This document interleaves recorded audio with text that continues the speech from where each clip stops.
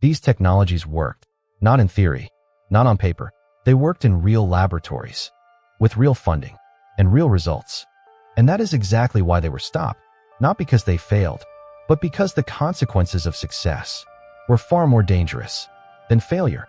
Human history is driven by invention. We build tools to solve problems, to go faster, to see further, to control more. But every once in a while, a technology crosses an invisible line, a line where power outpaces control. This documentary is about those moments, about the inventions that force governments, scientists, and military leaders to ask a rare question. Just because we can build it, should we use it?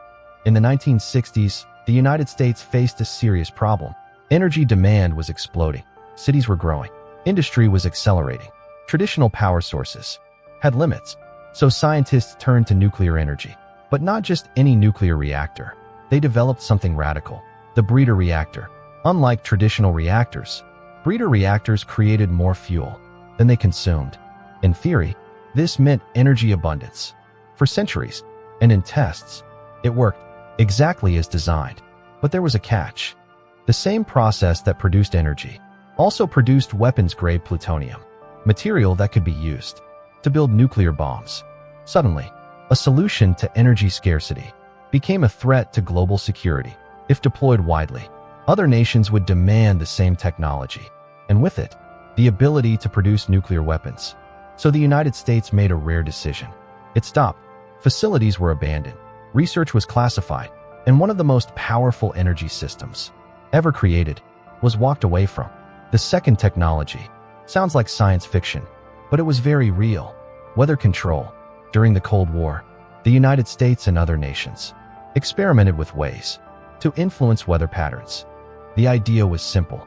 If you could control rain, you could control agriculture. If you could control storms, you could disrupt enemies. Projects like cloud seeding proved that humans could influence rainfall. But the more scientists learned, the more dangerous the implications became. Weather systems do not respect borders. A storm redirected in one region could cause drought in another, floods, crop failures, economic collapse. Who would be responsible?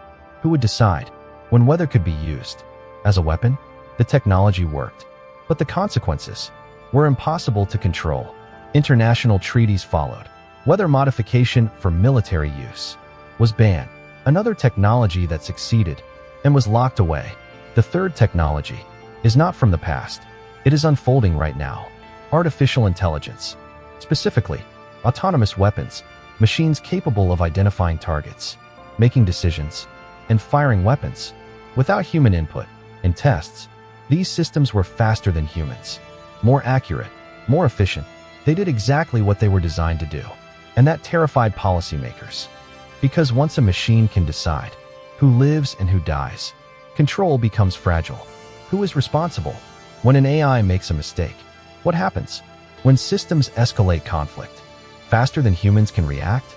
Many nations quietly tested these systems, and just as quietly, slowed their deployment, not because they didn't work, but because they worked too well. The final technology is one you interact with every day. Surveillance. Modern systems can track movement, behavior, communication, and even intent. With enough data, governments can predict actions before they happen. But the cost was freedom. Total surveillance eliminates privacy. It concentrates power.